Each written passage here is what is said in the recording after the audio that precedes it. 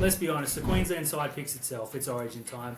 New South Wales, though, there are bolters aplenty. Every time you open a newspaper or click a link, someone's being linked to the New South Wales Blues, mate. Can I throw a name at you?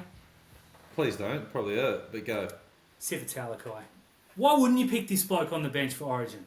I think because they picked him on the bench before and it didn't work, but that's because the coach was an idiot. He's playing a different role now. He's made for Origin. I don't think. I should say, I'll rephrase this. Had this been Sifa's role from round one, he would be playing Origin. I just think that there's too many mainstays in the New South Wales team that probably shouldn't be there. Like, let's put it bluntly. I see people naming like Payne Haas and Taniela Paseka in the front row, and I look at that and I go, "Geez, that's scary." And then I remember, it's New South Wales. They're going to pick Jake Trbojevic as your starting prop. Mm-hmm. So because of that, I don't think there's a reason for Sifatalakai, but absolutely I'd advocate for it. But the less Sharks in Origin, the better. Agreed. On a Shark hat aside, Sifatalakai is the perfect player because they're going to pick a utility, right? It's either going to be Reece Robson, who can only really play 9. It's going to be Matt Burton, who can play centre or 5'8". I wouldn't be putting him in at lock. Or I want to throw another name at you, and that's Connor Watson, who I think might be the go, because if you pick Happy Coruscant, you can only play 55 to 60 minutes at all. He's proven that. Cam McInnes can't play number 9. I'd be picking Watson, but if you absolutely have to go a forward, it has to be Sifatalakai, because no one else in that thing. You don't want Angus Crichton defending at centre. Now I know we've sort of led the charge for Talakai moving into the middle because he gets burnt at centre, but this is a last case scenario. I mean, if Bradman Best or Stephen Crichton, who I think have a mortgage on it now, go down injured, what do you do? Do you move Crichton? Do you move Liam Martin out there and have him get burnt? You pick Sifatalakai. Now, I'm not a big advocate of picking for, if something goes wrong.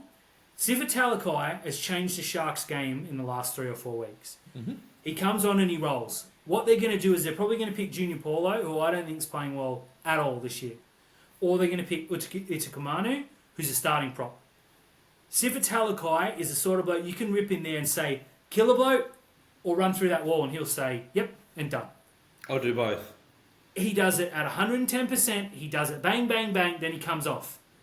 He's not going to go in and work his way, and he's not going to make his tackles and take a couple of runs.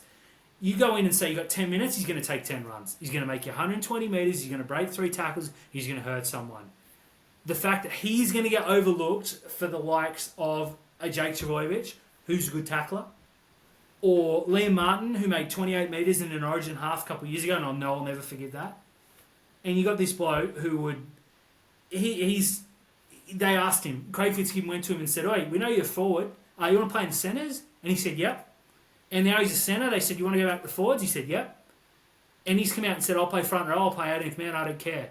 No one else in that New South Wales side screams that to me. Like as if it's there is nothing more valuable than you can have on your bench. Someone who can go on in the middle and make 100 metres, or someone who can go into the backs and make 100 metres, and he can do both. Mm-hmm.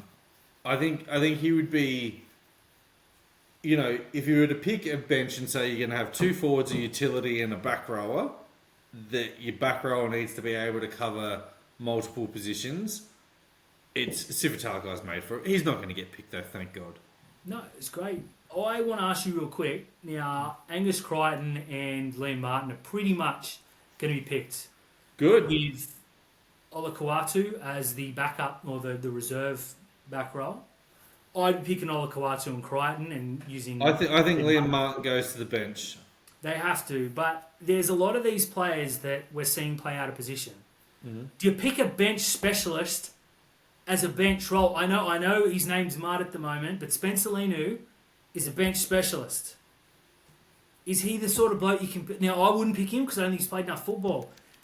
But you have to pick the role, which Queensland do. They don't tend to say, like, Ruben Cotter was a bench specialist for a long time before he came in, so I can understand him picking him. But they're not going to pick 7 players who, make 100 or 80 metres a game. They're going to pick animals off the bench. It's just, as a Blues fan, I'm really worried that we're going to fall right back into a Brad Fittler era. They need to pick Talakai and they need to say, oh, you go get him. With Spencerlini, you need to find out what age he was when he came into Australia, because he was born in Auckland and then he did play for the Minchinbury Jets. He I did would play be for the thinking Blues a couple Spencer. of years ago, though, didn't he? Huh? He was selected for the Blues a few years ago. Spencerlini? No, he wasn't. No, he wasn't? Well, No. can I throw a name at you? Another one, go. Terrell May.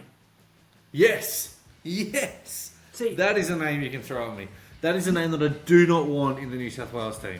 he and Mitch Barnett coming off the bench would frighten me.